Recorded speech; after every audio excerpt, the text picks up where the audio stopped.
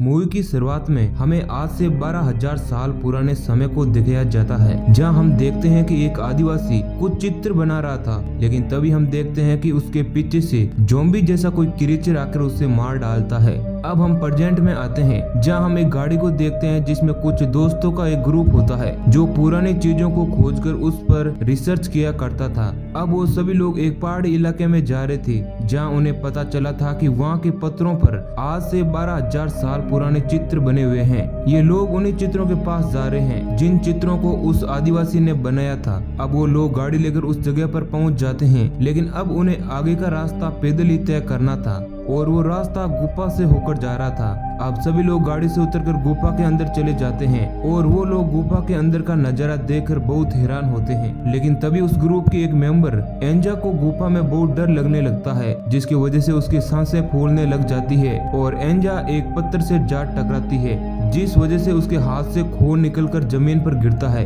ये देख उसके दोस्त उसे गुफा से बाहर ले आते हैं। गुफा से बाहर आते ही एंजा को राहत की सांस मिलती है। तभी डेस कहता है कि हम लोग गुफा के अंदर से ही जाएंगे और एंजा गाड़ी लेकर घूमकर आ जाएगी।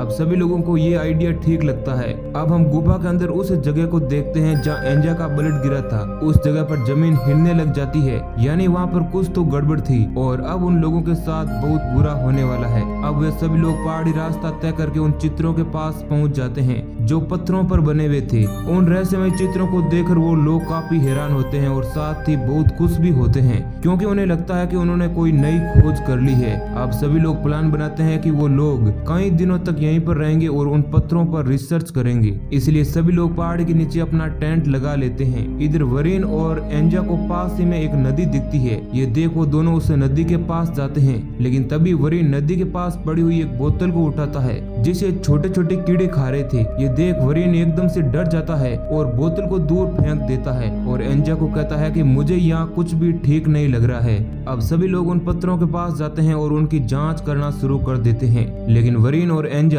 बहुत थक गए थे, इसलिए वो दोनों आराम करने के लिए वापस आ जाते हैं। पीछे डेस और क्रिस वहीं पर रुक जाते हैं और उन चित्रों की फोटो लेने लगते हैं। तभी अचानक क्रिस के हाथ पर कोई क्रीचर आकर काट लेता है और वहाँ से भाग जाता है। शाम के समय सभी लोग वापस टेंट के पास इकट्ठा होते हैं। इधर हम मेल को देखते हैं जो अपने शरीर का मेल उतारने के लिए नदी में नहाने चली जाती है। जब मेल नहाकर नदी से वापस निकलती है तो बाहर खड़ा उसका दोस्त सैंड देखता है कि मेल की पूरी बॉडी पर पानी के अंदर रहने वाले कीड़े चिपके हुए थे। अब सैंड ये देख डर जाता है और मेल को भी काफी दर्द होने लग गया था, इसलिए वो लोग बाकी के लोगों को आवाज देकर बुलाते हैं, जिसके बाद सभी लोग मिलकर मेल की बॉडी से उन कीड़ों को उतारकर दूर फेंक देते हैं और अब मेल आराम करने के लिए वापस टेंट के अंदर आ जाती है। थोड़ी ही देर बाद मेल की तबीयत बिगड़ जाती है और उसके मुंह से खून निकलने लगता है, लेकिन तभी एंजा नोटिस करती है कि मेल के मुंह से खून के साथ साथ अब उसके छोटे छोटे तीखे दांत भी निकलने लगे थे और अब वे लोग डेस को बुलाते हैं। डेस उन लोगों को समझाता है कि पानी के अंदर कीड़े इतने जहरीले नहीं होते हैं, शायद एंजा को कुछ और हुआ है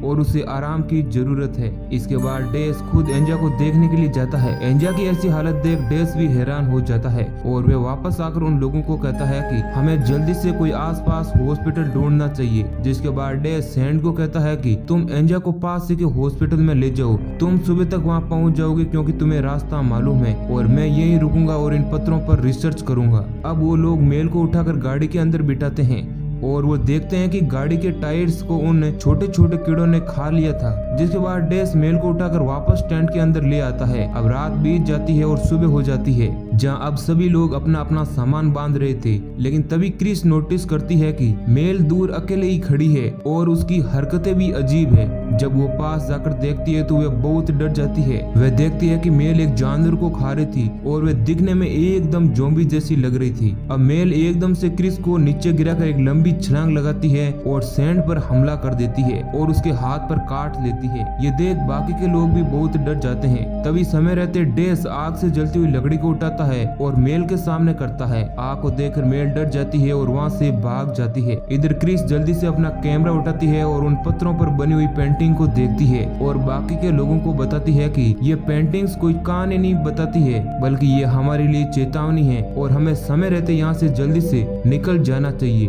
दूसरी तरफ हमें जंगल में मेल को दिखाया जाता है जो जानवरों को मारकर उन्हें एक गुफा में ले जाकर फेंक रही थी। गुफा में जाते ही उन जानवरों की बॉडी अचानक से गायब हो जाती थी, यानी उस गुफा में कोई तो ऐसी चीज थी जो उन जानवरों को खा रही थी। इधर डेस और बाकी के लोग किसी भी हालत में मेल को पकड़ना चाहते थे क्योंकि अब वो बहुत ही खतरनाक हो गई थी। इसीलिए सभी लोग मिलकर एक प्लान बनाते हैं, जिसके बाद वो लोग पत्तों के नीचे एक जाल को बिछा देते हैं और डेस सैंड को कहता है कि तुम जाल के पास ही रहोगे और मैं पेड़ के ऊपर रहूंगा, और जैसे ही मेल तुम्हारे पास आएगी हम उसे जाल में फंसा लेंगे। और बाकी के लोगों का काम मेल को ढूंढकर उसे जाल तक लाना था। अब सभी लोगों के पास आग होती है ताकि वे अपने आप को मेल से बचा सकें। अब सभी लोग अपने काम पर लग जाते हैं। इधर हम एंजा को देखते हैं जिसके पास अब मेल आ जाती है और वे उस पर अटैक करने की कोशिश करती है, लेकिन एंजा के पास आग से जलती हुई लकड़ी होती है, इसलिए मेल डर रही थी। लेकिन तभी वे आग बुझ जाती है और मेल एंजा को मारने ही वाली होती है। तभी वहाँ पर वरीन आ जाता है और जिसके पास आग होती है, इसलिए मेल पीछे हट जाती है। मेल भागती हुई जाल तक पहुँच जाती है। अब मेल देखती है कि जाल के पास सैंड खड़ा है,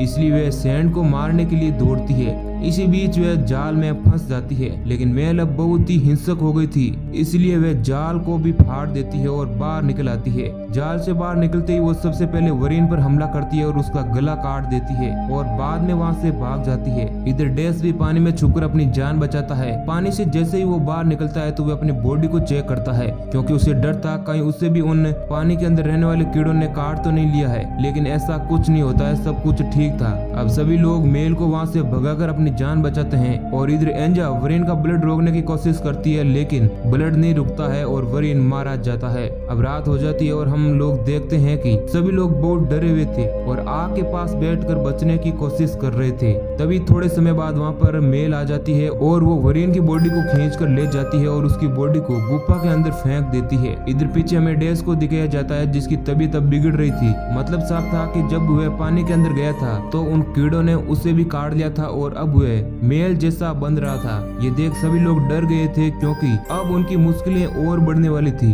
तब सैंड कहता है कि हमें इसे मारना होगा, अगर हमने ऐसा नहीं किया तो ये मेल की तरह बन जाएगा और हम सबको मार डालेगा, इसलिए समय रहते हमें इसे खत्म करना होगा। अब यहाँ पर सभी लोग ये सोचने लग जाते हैं कि डेस को मारेगा कौन, क्योंकि कोई भी उसे मारना नहीं चाहता था। तब वे लोग एक गेम खेलने का प्लान बनाते हैं और कहते हैं कि जो भी इसमें हारेगा उसे डेस को मारना होगा। और अब इस गेम में एंजा हार जाती है। अब वो चाकू लेकर डेस को मारने की कोशिश करती है, लेकिन वो ऐसा नहीं कर पाती है, इसलिए एंजा पास पड़ा एक बड़ा सा पत्थर उठाती है और डेस के सिर पर दे मारती है। अब सभी लोग अपनी जान बचाने के लिए जंगल में आगे बढ़ते हैं, लेकिन सैंड के सामने मेल आ जाती है, जिस कारण सैंड अचानक घबरा जाता है और वे भाग भी नहीं पाता है और मेल उसे काट लेती है। जिसके बाद अब मेल एंजा के पीछे पड़ जाती है और एंजा भागती हुई उस गुफा में चली जाती है। तब हम देखते हैं कि मेल उस गुफा में नहीं जा रही थी, जिसका मतलब साफ था कि वो गुफा के अंदर जाने से डर रही थी। इधर क्रिस अपनी गाड़ी के पास पहुंच जाती है और गाड़ी में हथियार ढूंढने की कोशिश करती है। तभी वहाँ पर डेस आ जाता है जो कि अब मेल की तरह बन गया था। अब वह क्रिस पर हमला करता है और वह क्रिस को मारकर खाने ही वाला था कि वहाँ पर मेल आ जाती है और वह डेस को उठाकर दूर फेंक देती है ताकि वह क्रिस को मार कर खा सके। अब मेल क्रिस को वहाँ से ले जाती है। इधर पीछे हम सैंड और एंजा को देखते हैं जो अब दोनों साथ हो गए थे और उनके पास क्रिस का हथियार था, जो हथियार उसे कार में मिला था। तभी वो दोनों देखते हैं कि डेस और मेल वरीन की बॉडी जो भी बची हुई थी उसे खा रहे थे।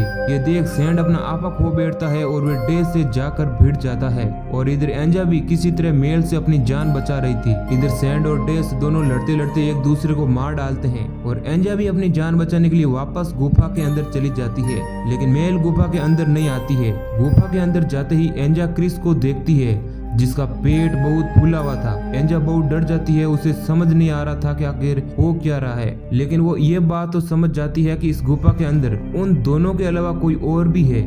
अब वहाँ पर एक अजीब सा क्रीचर जमीन से निकलता है और वे एंजा के हाथ पैरों को पकड़ देता है। इधर क्रिस का पेट भी बहुत फूल रहा था जिसे वो सहन नहीं कर पाती है और वो अपने पेट को चीर डालती है, जिसके अंदर से एक बहुत ही अजीब सा जीव निकलता है जिसको क्रिस तुरंत मार डालती है। और अब वे एंजा को भी बचाने की कोशिश करती है, लेकिन तभी वह बड़ा सा क्रीचर उसे पकड़कर मार डालता है, जिसके बाद वह क्रीचर एंजा की बॉडी पर अजीब तरह की हरकतें करने लग जाता है और एक समय बाद वो रुक जाता है। यह मौका देखकर एंजा पास में पड़ा चाकू उठाती है और उस पर हमला करती है और जैसे तैसे अपनी जान बचाकर उस गुफा से बाहर निकल आती है। अब वो क्रीचर गुफा से बाहर नहीं निकलता है, लेकिन मेल जो कि गुफा से बाहर खड़ी थी वह एंजा का ही इंतजार कर रही थी। वो उस पर हमला कर देती है और अब इस लड़ाई के दौरान एंजा मेल का सिर एक पत्थर से कुचल देती है और मेल खत्म हो जाती है और एंजा भी रात की सांस लेती है। मतलब जो ग्रुप उन पत्थरों पर रिसर्च करने आया था उनमें से केवल वह अकेली ही जिंदा बच पाती है और यहीं पर हमारी मूवी समाप्त हो जाती है। तो ये कहानी अगर आपको पसंद आई है तो वीडियो को लाइक कर चैनल को सब्सक्राइब कर लेना और हाँ, नोटिफिकेशन बेल को भी ऑल पर सिलेक्ट कर लेना। वीडियो को अंत तक देखने के लिए आपका बहुत बहुत शुक्रिया।